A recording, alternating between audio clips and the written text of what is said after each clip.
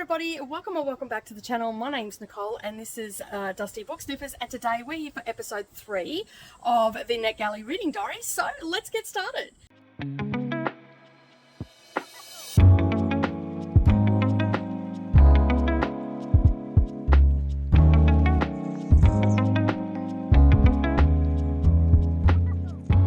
Good morning or good evening everybody, and welcome back to the channel. Thank you for taking some time out of your day and spending it with me while I prattle on about some of the books that I'm going to read. So today is the start of a new vlog. I'm out the front. I am cleaning my car before I head back home. So this is episode 3 of the NetGalley reading vlogs. It is very bright and glary out here today. I'll be looking at 4 books that I'm going to be reading, all of which, except for one, I think, are audiobooks. So I'll burn through the audiobooks pretty quickly and I'll just read the other one as I go when I've got time. I probably won't start that here today, but I'll start that when I get home, when I'm not going to be interrupted. Okay, so the first book that I'm going to be looking at today is called The Hummingbird Kiss. It's set in the 1970s and it's following a young girl who is 18 years old. It is a memoir, so this is a non-fiction book that I'm reading. I generally don't rate non-fiction books or anything like that, so basically but for the sake of this video I will. So this one is according to the synopsis, is about a young girl. She's 18, she's from a broken but stable family, and she's been newly married, and her partner has just been sentenced to 10 years in jail for stealing and drug use, and and so basically this book is showing us the pitfalls, but the damage that heroin addiction can do. And even though it's a sorrowful book, it's a gritty book, it's set in the 70s, so it's going to be quite raw and all that sort of stuff.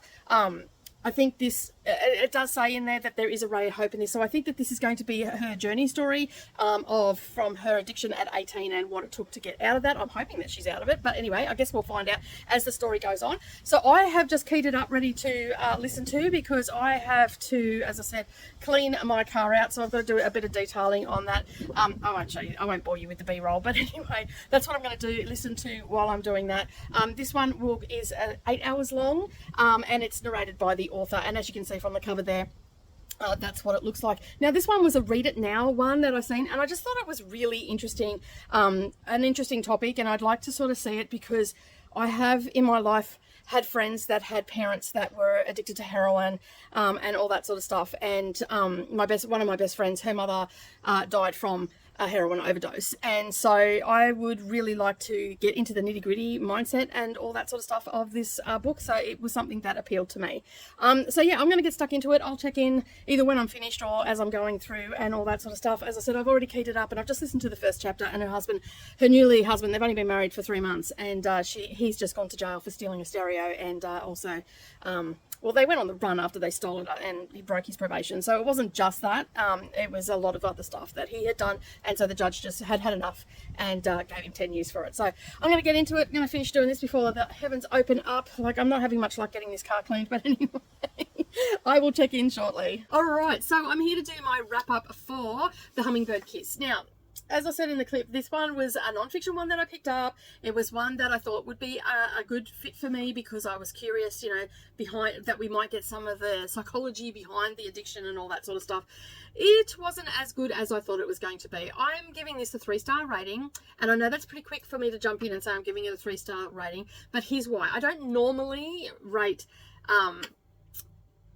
memoirs or anything like that, but this is a NetGalley arc, so I do have to do a star rating for it, because otherwise I can't submit my thing. It needs a star rating, so I'm giving it 3 stars. Now, while it was a compelling story, it was a little bit monotonous. It was just basically the daily grind of her and her friends trying to score to get off, and subsequently all the things that go along with that. I did enjoy it for the most part. There were some funny moments in it where I'm like, oh my god, I couldn't even picture myself in that. There was one part in this book where they had just scored, and a substantial amount of heroin they had scored, that it was wrapped up, and she owned a car that used to backfire. Anyway, the police seen them and done a UE and started coming after him, and then it's not funny, but it was the way she wrote it. It was like, it just sounds like a little bit of a I don't even know how to describe it, just something that is so stupid that it happened that you'd end up laughing about it. But anyway, they were driving, and the police seen them and basically came down after him, and then her car backfired 3 times, so it sounded like that they had fired at them. So the police car would drawn their guns, and you know, guns are blazing and all the rest of it, and then they're searching the car, like pulled them all out of the car, and they've got them at gunpoint and whatnot, and they're searching the car, and of course the drugs had been thrown from the car, so there was none there, and they just said, you know, like, we were lost and all this sort of stuff. They made up the lies and whatnot, and then they're like, but you fired at us, and they're like, no, my car backfired. And so the police felt a little bit silly at that point, and yeah, and so they subsequently were let go, but still, like, they took one of them away. Sorry, they did actually take one of them away, and I cannot remember, I think he might have actually had warrants for his arrest, and that's why he was taken away. But there was lots of these moments throughout the book that basically were them just doing the hustle of trying to get you know, to get gear and all that sort of stuff to get off their face, and it sort of went through also, like, what happens to you when you're coming down off heroin and whatnot, how you know, you vomit, you get the sweats, you get lots of different things that happen. So we went into a little bit of detail on that, you know, and also just the predicaments that they put themselves in for the desperation to score and whatnot. So in a way, it did give me what I was looking for and whatnot, because as I said, you know, like, my best friend's mother, when I was younger, was a heroin addict, and I always used to be really curious, like, why you would put yourself through this. And so I sort of got that, but I didn't at the same time. And like, we started out with her husband going to jail. She subsequently got divorced from him and then started hanging out with other people, but then ended up back with him, and it just went around and around in circles. And to be honest, after a little while, it just made my head hurt. So I was just like, I did finish it though, and you know, like, towards the end, like, the one thing that she feared was ending up in jail and all this sort of stuff, and she ended up in jail. It's still an interesting read, and I really enjoyed it, and there's a whole lot of other stuff like that, and they are little snippets of what's happening in the book, but there is so much more to this book that you could unpack. But for me, it just went around the mulberry bush. It's sort of stuff that I haven't like, that I've seen before, like, you know, like, it's just typical behavior and all that sort of stuff. So it didn't really bring anything much more to light for me, and whatnot. But yeah, it was still an interesting read, and I think for those that are looking to learn more about what addiction and what a daily life of addiction looks like, it is quite a compelling read in that aspect. So I'm glad that I read it. I'm glad that I got it from it was one of the listen nows, and I'm going to review it and write down what I thought and all that sort of stuff. But if you are looking for something where it is actually the day-to-day grind of an addict, it doesn't go into super detail, but there are some bits and pieces in there, especially if you don't like needles and stuff like that. I probably would not read this book. And if you are someone that has lived with an addict and all the rest of it, this will probably be quite triggering for you. I mean, I wouldn't expect that my best friend from when I was a kid would read this book without being triggered in some way or another. So yeah, but it was still an interesting read. All right, so that is my wrap up for The Hummingbird Kiss, and it is by Trish McEntely, I think is how you pronounce her name. I butcher names. Anyway, you can see it on the cover there, and it's also, the audiobook is also read by her as well. So that always adds a little bit, because you're going to get the emotion behind it and all that sort of stuff as well. Oh, and the one thing I will say, it's set in the 1970s, so there's a lot of stuff that is happening, music that they talk about and all that sort of stuff from the 70s and whatnot, and it's very gritty in that aspect as well. So I think that if you like that sort of thing, you'll actually really like this book and probably give it a better rating than me. But overall, for me, it was only a 3-star read. That doesn't mean it's a bad book. That just means it's an average book, and a lot of people will still enjoy it. All right, that is, as I said, my wrap up for The Hummingbird Kiss. I'm looking forward to moving on to the next one. And that next one that I am moving on, which I actually started yesterday on the way home after I finished another book, and it's called Uncertain Luck. This one is by Ray Keech. This one is, again, is an audiobook that I got approved for this one. It is historical fiction, literary fiction, and it is also a romance as well. It is set in 1969, and Imoko's father has gone to Tokyo to support students that are protesting against the Vietnam War, and subsequently he's gone missing, and then her mother not long after he's gone missing, her mother has had a weak heart for quite some time and she dies from a heart attack. So subsequently she's left alone, and she's not too sure what to do.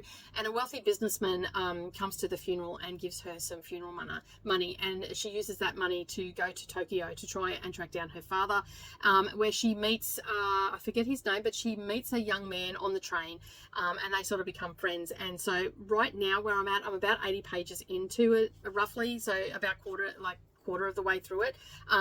When I looked on Goodreads, that'd be about 80 pages. It's so far so good. Like, I am enjoying the story. I'm not overly excited. Like, if I was not reviewing this book, I probably would have put it down and gone back to it at a later date. I just but I need to get this one. So this one's sort of an obligation read right now. So I am enjoying it for the most part. It is a little bit slow. It's not as fast paced as I would like it to be, and I have actually had to speed this up quite a substantial amount. I think I'm on 210, 250, something like that maybe. I've sped it up. This one has been brought out by Real Nice Books, independent book publishers, as well, and this is no longer available on NetGalley. It has actually been archived. It came out, let me just have a look. When did it come out? It was published on the 1st of November 2023. So this is one that should have been done quite some time ago, and it goes for 9 hours and 57 minutes. So yeah, it's not as fast as I thought it would be, but it is an interesting story, and that's what's sort of keeping me there, because I sort of want to know what's going on. Now, I will say that I was quite surprised by the fact that Imoko, she's struggling. Like, she's got this money, she's staying at this boarding house, she meets another person, she starts working at a place that falls through, but she's met this police officer, and she's also just met up with the man that handed her the business card and the funeral money as well, and he's taken her to lunch. But this guy that she met on the train, she lent him some money, and it turns out that he's actually sniffing glue. He was trying to find a job with computers and whatnot, but he ends up like sniffing glue, and we've just got into that, so I don't know where that's going to go. It was quite a twist, and I wasn't expecting it. So yeah, I just was like, oh, okay, fair enough. No, she still hasn't found her father, but she is on the trail. She has met a couple of people that may or may not have have seen him, but don't know where he is right now. And because of being an activist, and at the time there's been a lot of newspaper articles about men going missing in Tokyo. So and it looks like that he is one of the men that have just gone missing without a trace, and no one knows where they've gone and all that sort of stuff. So there's a little bit of a mystery there as well. But I'm going to continue on with that. I probably won't check in again until I'm finished, but that's generally what the story is about. And yeah, we'll go and keep reading this and see what it's all about, and then I'll come back and check in with you. All right, I'll see you soon. Hi everybody, and welcome back to the channel. All right, so today I'm talking about Uncertain Luck by Ray Ketch. And this one was published back in 2023 in November. Now, as you know, with my NetGalley Diaries, I'm trying to catch up, reading some current releases and trying to catch up so I'm up to date, and I can really start treating this, you know, a little bit more seriously and focusing on the books that I need to get done before the publication date. So I'm still doing a little bit of catch up. Actually, I'm still doing a lot of catch up, but anyway, it is what it is. So this one, as I said, is called Uncertain Luck by Ray Ketch. This one I reviewed back in March, but I've lost the footage that I had done for it, and so as you know, we've had the Women's Prize for Fiction, and we've had all the other things that have been happening at Mayhem and Prediction List and all that sort of stuff, so I haven't really actively been reading a lot of NetGalley arcs, just doing some stuff in the background. Now, I reviewed this as an audio book, and it is a historical fiction, and it's set in 1969 in Tokyo, and basically it is also like around the time of the Vietnam War, and it's following Imoko, I think is how you pronounce her name, and she is on a quest to find her father. But anyway, she has gone to Tokyo because that was the last known place where her father was, and so she's on the hunt for him, and he has a lot to do with, he's against the war and all that sort of stuff, so he's been doing protesting and all that. But she didn't go to Tokyo until after her mother's death, and he had gone missing, he'd been gone for a while, and that's what brought on her mother's death, and so she felt that she needed to go in and try and find him and find out what happened to him. Now, there is a character that comes into this that is a lot older than her, and he wants her to come and live with him as a mistress, so to speak, because he was in love with her mother, and she really does look a lot like her mum.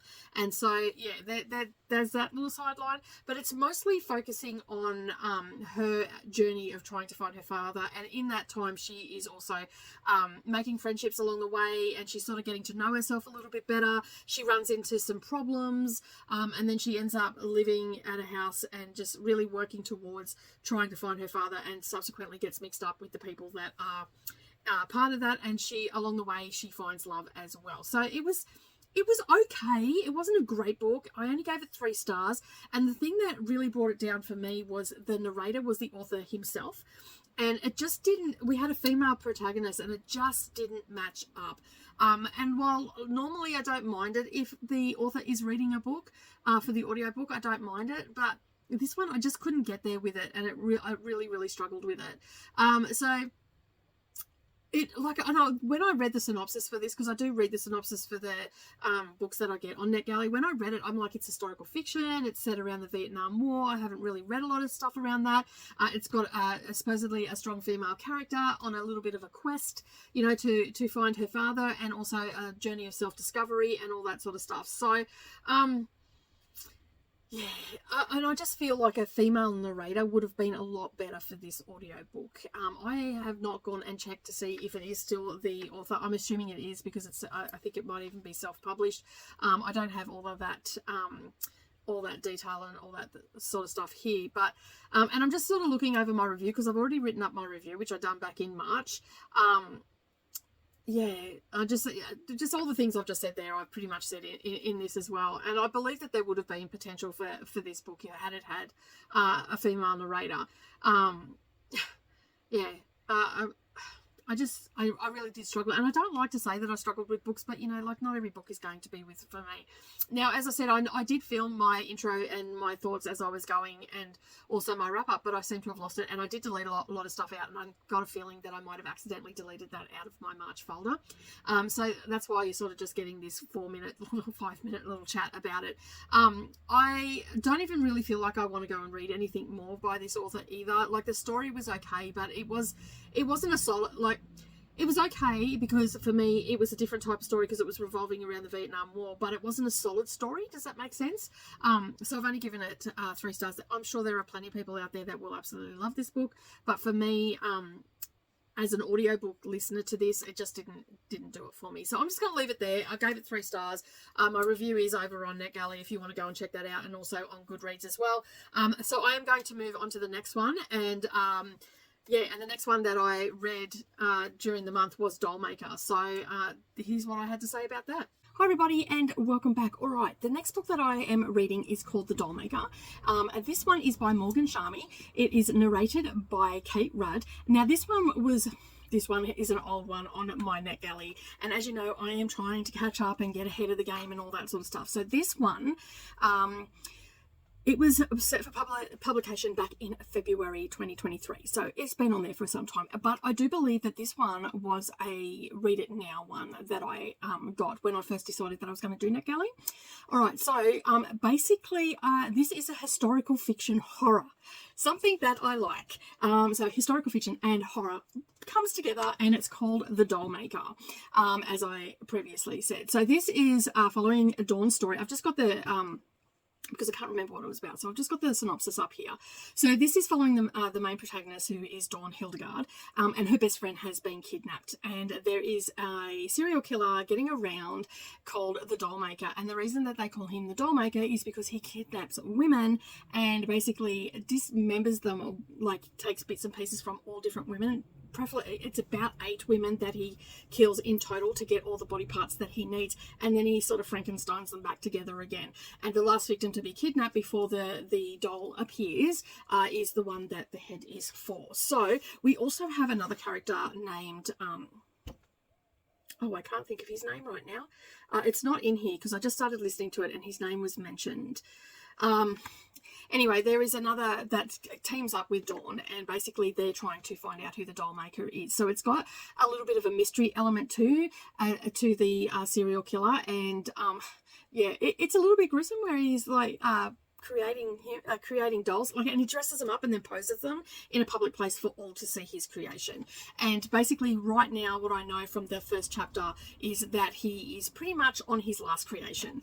So it's his best second 2 chapters I've read, they're very short chapters. So yeah, so we know that he's on his last creation. So yeah, and Rose has been kidnapped. So yeah, and it's I just wonder how gruesome it's going to get, because it's not very gruesome at the moment. So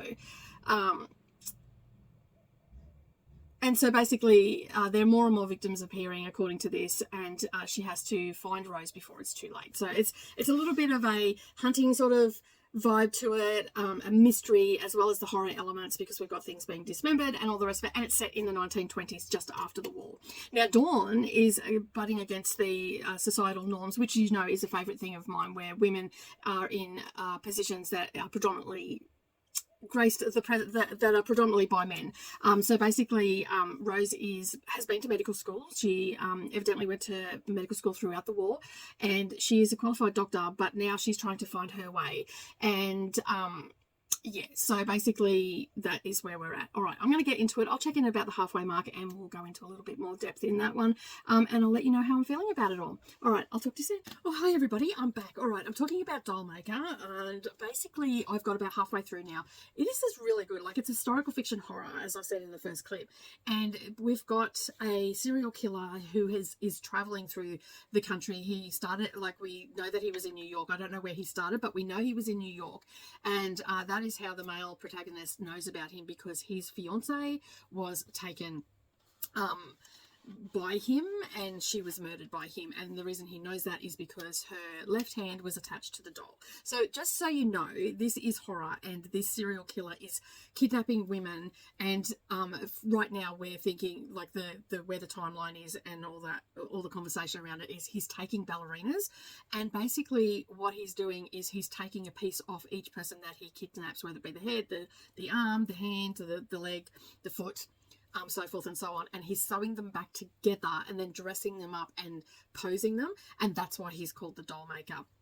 And he's been traveling through the country, and basically he's got to where Dawn lives. Now, as I said earlier, she went to medical school and all that sort of stuff, and her mother's trying to force her into a marriage, and the male protagonist in it, which his name is escaping me because I'm terrible at remembering names, but his uncle had turned up on the doorstep and wants to marry Dawn, because her mother wants her to get married, because the father has gambled away all of their money, and they've been knocked off the social status, so they're below everybody else, and her best friend was kidnapped by them, and basically she's now come together with the uncle's nephew, and basically they are working together now under the false pretense of he's pursuing her as a suitor, and so that way they can spend time together and all that sort of stuff without it looking a bit too hinky. And so now they are together a lot of the time, and they're trying to work out who this murderer is. That's where we've got to in the middle of the book. So I'm really enjoying this book. It's like, it's got the fake dating in it, it's got horror, it's got the mystery side of it, because we don't know who the serial killer is at all, and we're trying to work it out with the main 2 characters. And then we've got the fact that she is a strong, independent woman that is she has studied to be a doctor, but she's not getting anywhere, but she's getting to do little bits and pieces here and there, and people are just so distrusting of the fact that she is a female and she is a doctor, because it's predominantly a male industry, and that's what appealed to me about this book and whatnot. So I'm thoroughly enjoying it. Right now it is sitting at about a 4-star read for me.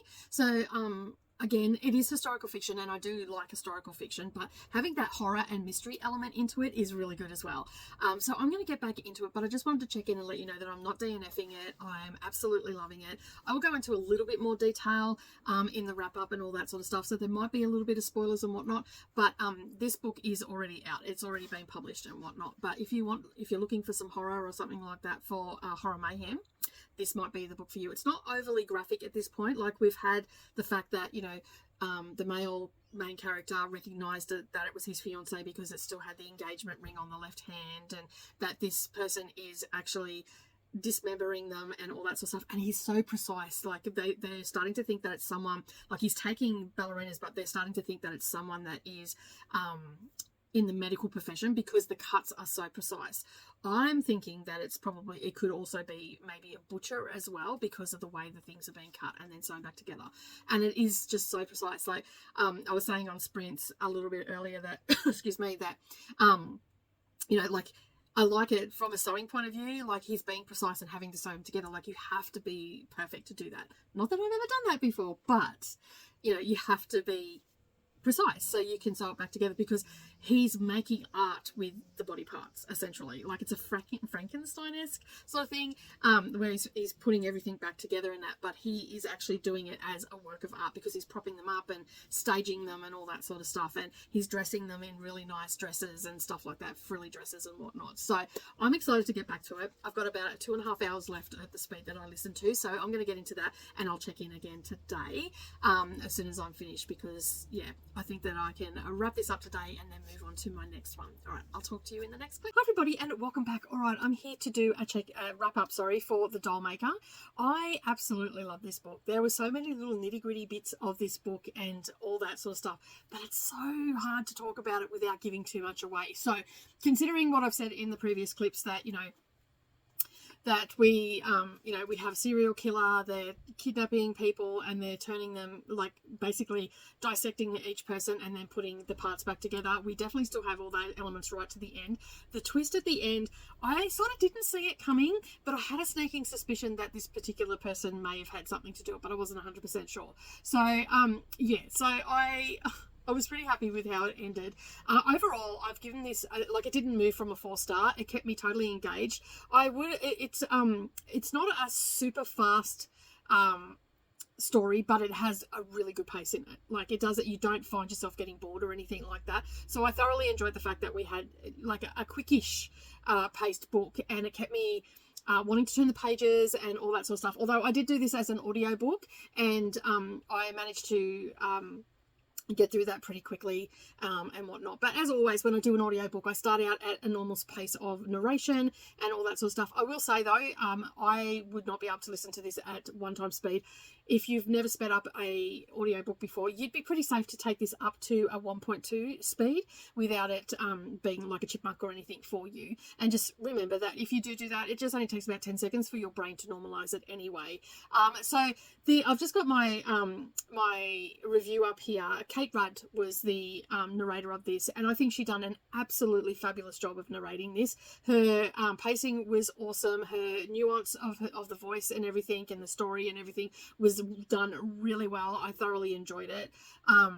She kept me she managed to just bring the story to life. Like I didn't even really have to think about what I was listening to or anything like that. She kept me on the edge of my seat. So the pacing was at the right spots, and all of the things that you want from an audiobook, I actually got from her. There was no background noises, there was no sniffling, there was no sound of the mouth or anything like that. So I would like to look into more of Kate Rudd's work, because I think she does a fabulous job with the audiobooks. But that's all I really got to say about the book. Like it, as I said, the narrator was really good. The book was, the actual story was really good.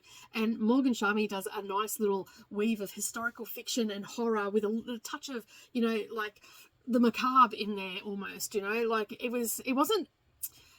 wasn't in detail, like in super gory detail, but it was enough for you to be able to get a really good imagery in your mind about what was happening and all that sort of stuff. And, dressing it like putting people back together and then posing them. What's not to love about a good horror story in Horror Mayhem month? Like, it's absolutely been fabulous. But as I said, 4 stars from me. I am looking forward to reading more from Morgan Sharmy. I haven't looked at their back catalogue yet. I just want to get this vlog done and get it up and then I'll go and suss out a little bit more, keep an eye out for more new releases from this author as well. And hopefully they keep writing in the historical fiction horror, because that's a nice genre blend there. Nice genre blend. All right, I'm going to head off and start the next one. Hi everybody, and welcome back. All right, so I have I don't think I did a check-in and I can't find it. But anyway, I have read the arc Wartime Vet. Now, this is by Ellie Cruzon, which is two authors that are writing together, and they're writing a Village at War series. And it's, so far, the books that I've read is 1 and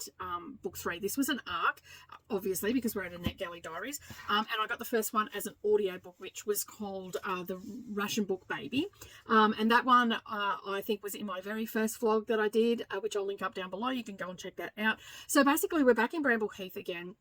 And this time we are focusing on the main character, who is a vet, and she worked in a London vet, and of course there was a lot of bombings and stuff like that, so she's come to the country, and basically she works for a really not nice guy, and doesn't think much of women in these sort of positions and stuff like that. And at the time there are also what they call land girls, and these girls are young children or teenage girls or even really young women in their early 20s, and that have been sent away from London into the country to help maintain properties, farms and animals and stuff like that, and they call them the land girls. Now, from my understanding, in September this year there is a book coming out focusing on the land girls. So yeah, they've been introduced in this book, and basically we have a situation where the land girls help keep the nation's farms running so they can supply the food for the nation and the soldiers and all that sort of stuff during World War II. So we have the main protagonist, which her name is escaping me because I finished this a few days ago. And she, as I said, has landed in Bramble Heath, and she's working for the vet that works there, and he does not like women in these roles, as I said. And so there is a situation that arises very early on in the book where we have some cyanide poisoning of some cattle, and she takes it to his attention, and he just fobs her off, saying that she's overreacting and all that sort of stuff. So she takes it upon herself to send a message to the ministry for the ministry to come out. Or she just has to let them know so they understand that there is a problem and all that sort of stuff. And the ministry comes out, and they send a commander who is a retired commander now. He had been on a destroyer and all the rest of it, and for whatever reason he has been put into retirement from the seas, and he is now working for the Ministry of Agriculture. And basically he comes to town, and that's where our two main characters, because they are the two main characters of this story, because essentially it is a love story, as the other ones have been as well. So basically what happened once he got there, there was a whole series of things that came out. The main owner of the vet was really cranky with her because she had brought the ministry in, and then there was just this whole hubbub around him being so derogatory towards her and just being an ass, for lack of a better term. But she rose above it, she kept it cool and all that sort of stuff, and slowly but surely we worked through the story of finding out that this is actually a traitorous act, and there is actually... they think that there is a series of people doing this across the country, because if they take out the food source, then the soldiers don't have food, then the people at home don't have food, and subsequently they can starve them out of the war, is the thinking behind it. And so we have a lot of things that are happening in this, and I feel like there was a little bit of setup in this book for the next book that's coming out in September, but don't quote me on that because I haven't actually got the arc of that. I just seen it on Amazon when I went and got book 2, because I didn't get the arc for that. I got book 2 on Kindle Unlimited, and I went and had a look, and I'd seen that there was the Land Girls one, and that's how I found out about it. Overall, this is I'm really loving being in this world. Like, I've enjoyed being here, and even though it took me some time to read it because I've had other things on, I really enjoy every time I pick up the book that I'm back in Bramble Heath. Now, this is a series, but you can read them standalone. The first one had Annie in it, and Annie gets a mention in this book, but only where she's fixing someone up, like, because she's the nurse. And it gives you a little explanation of what is or who this person is. There was no mention that I'm aware of people from the second book in this one that I know of, but I haven't read that yet. I am planning on reading it this month because I want to read The Land Girls when it comes out in September, because I just enjoy being in this historical fiction. And the storylines that these two authors have brought together, like, you would not know that there's no distinguishing fact that this is actually two authors that are writing these books, and I just love it so much. Now, I read this one with marbles because there is no audio for it. It did take me a little bit longer, but I've actually given it 4 stars. Now, I probably would have gone a little bit higher with my rating, but it was a little bit repetitive about trying to... I don't know whether it was me, because that's where I was picking the book up every time that we were at that point where they were talking about the traitor and trying to find who it was. But there's lots of little laugh out loud moments in here. There's a lot of edge of the seat moments in here as well, with bombing and being in the blackout and all that sort of stuff. And there's also, of course, the love story between the two main protagonists.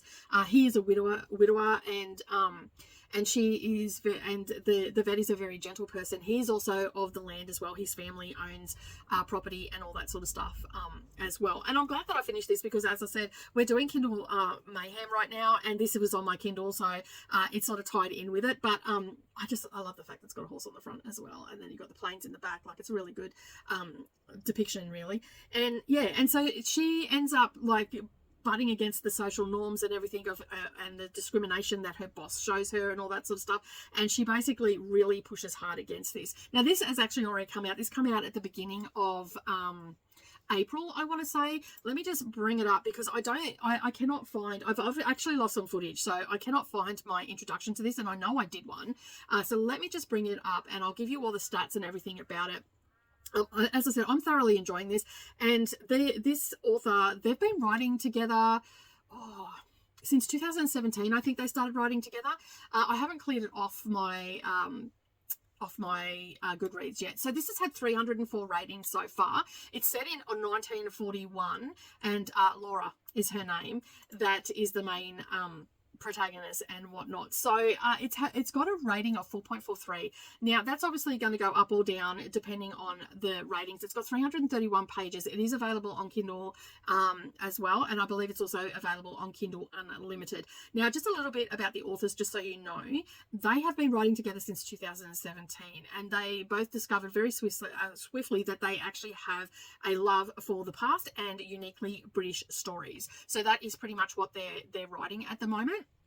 And this was published on the 4th of April 2024, so it is a new one. So let me just bring up the author, and I can let you know the different books that they have. So the first one that I've read of this author was the Ration Baby book, which is set in this one. We also have Under the Spitfire Sky, which I don't know whether... No, that is not part of it, sorry. A Spitfire Girl is Village at War book 2.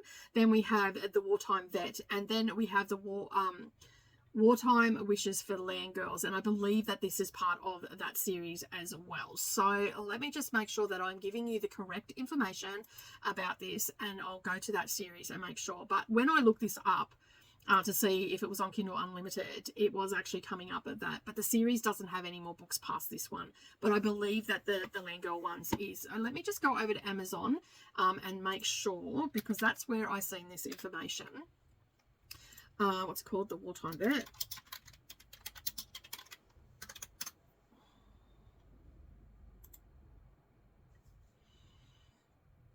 It says it has 4 books, and when I click on it, it comes up as the Ration Baby book, the Spitfire Girl is book 2, the Wartime Vet is book 3, and Wartime Wishes for Land Girls. And that looks like it is actually going, and it says it's a Village at War, so it's book 4, and it looks like it's going to be set at Christmas time, hence the name. So yeah, so, and as I said, and it's going to be on the Goslings farm. Now, the Goslings farm is featured heavily in this because, and this is a little bit of a spoiler, but I won't tell you who it is. We actually have a death happen on that farm. So yeah, so that is not surprising that it's going to be, with Christmas only days away, the land girls of the Gosling farm are full merriment. Only Lottie doesn't feel, I won't say anymore, but Lottie doesn't feel the Christmas cheer. So obviously it's going to be, it looks like it's going to be the story of Lottie and Matthew from that. So I'm looking forward for when that comes out. But right now, this one is sitting, I'm hoping I can get the ARC for it, but I haven't seen it yet. So hopefully I can get that. But anyway, this one here, I've given it 4.5 stars. I absolutely love being in the story. I highly recommend anybody that's looking for a saga in the same village and all that sort of stuff. And it has things like, you know, air raids and them going into the bomb shelters and all that sort of stuff and getting to know each other and all that sort of thing. But I have not read book 2 yet. And basically it is still set, it is in the same year as the other one. So we have let me just think. It's, yeah, for England 1941. So we're in the same year, but we've got different storylines. So we've got Sally has always been happiest when flying her stunt plane. Now, she was mentioned in this one because the commander actually recognised her for her, because she's a stunt pilot. And she only got a brief mention, and that was it. So I hope that that's not a reflection of her story or anything like that. But anyway, that will be one that I'm going to read this week, although I don't have it, well, this month, sorry, I don't have it as an arc. But I thoroughly enjoyed it. Yeah, I don't really have much more to say about it, except if you like this sort of stuff, I can highly recommend this series. The first one was great. It had a little bit of a mystery to it. I don't know what the second one is about, but it looks like she's going to be flying planes and stuff like that, and maybe doing, like, dropping stuff, I don't know. And then we've got the wartime vet, and it's all revolved about women being in these particular involved in the war in some way or another. Anyway, I'm going to head off. Thank you for watching. This is wrapping up this NetGalley vlog. Sorry that I've lost some of the footage and it wasn't as coherent as my other videos have been, but I am going to be moving on to episode 4. I've got 4 books set up here. We have quite a number of books that are ready to, there's 2 on here, 1 on here rather, sorry, that is quite old, and then the other 3 are relatively new that I'm still behind on, but I'm getting slowly but surely catching up. I'm just throwing these ones that need to be thrown in to the mix because they're, you know, from 2022 or 2023 or whatever the case may be. So hopefully you are enjoying this series. Keep an eye out for the next one. I do have a lot of stuff happening at the moment with KU Mayhem, and also with the Amazing Readathon coming up. I am planning on reading that, but I'm hoping that I can use some of the books from this, from my KU and also from my NetGalley for the Readathon. All right, I'm going to head off now. Thank you so much for joining me. If this is something that you like, please give me a thumbs up down below. Consider subscribing to the channel and maybe share it with some of your bookish friends that might be interested in some of these sort of arcs that I've been getting. I do get a lot of arcs from different genres, so share it with your bookish friends. And as always, keep turning those pages, and I'll see you in the next video. Bye for now.